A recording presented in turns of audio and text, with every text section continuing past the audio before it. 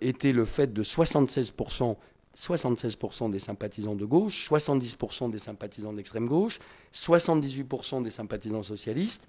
et 67% des personnels de la fonction publique. On avait une ligne de clivage politique et socio-économique, puisque ça opposait le personnel du privé au personnel, enfin aux salariés du privé, aux salariés du public, ce que tu développais beaucoup, et une ligne de fracture très importante entre la gauche et la droite.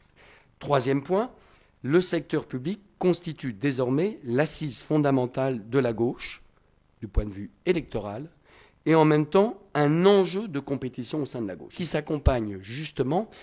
par une sorte de surenchère pour la protection de ces catégories. Si j'ose le dire, je le dirais de la manière suivante, l'effondrement du mythe ouvrier,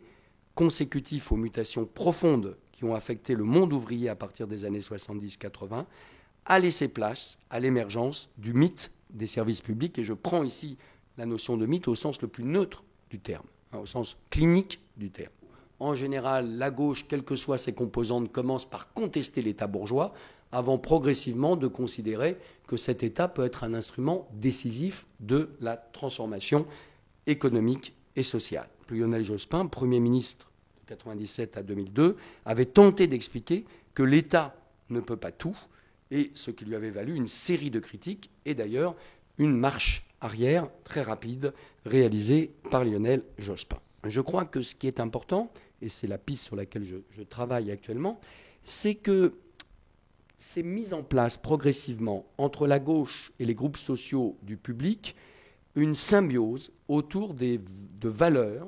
communes et pour la fabrication d'une identité commune. Ces valeurs vont tourner autour d'une idée, autour de plusieurs idées, la République, l'égalité, la solidarité, la citoyenneté, le rejet du capitalisme, de l'argent, du marché et du libéralisme. Et à partir de là, il va y avoir en quelque sorte une interaction permanente entre d'un côté les forces politiques et d'autre côté les groupes sociaux. Mais ce sur quoi j'insiste de plus en plus, c'est que l'hypothèse que je formule est que la gauche en France, après avoir identifié son terrain de chasse, alors j'emploie cette expression de terrain de chasse, je l'emprunte à un politologue italien qui s'appelle Angelo Panebianco, qui avait fait un livre de référence sur les partis politiques, où il parlait des terrains de chasse des partis politiques. Donc, c'est-à-dire leur base, la base qu'ils identifient pour pouvoir progresser. Et l'hypothèse donc que je formule, c'est que la gauche en France, après avoir identifié son terrain de chasse, dans une phase de son histoire, et avoir conquis celui-ci, le monde du public, pour aller vite, est aujourd'hui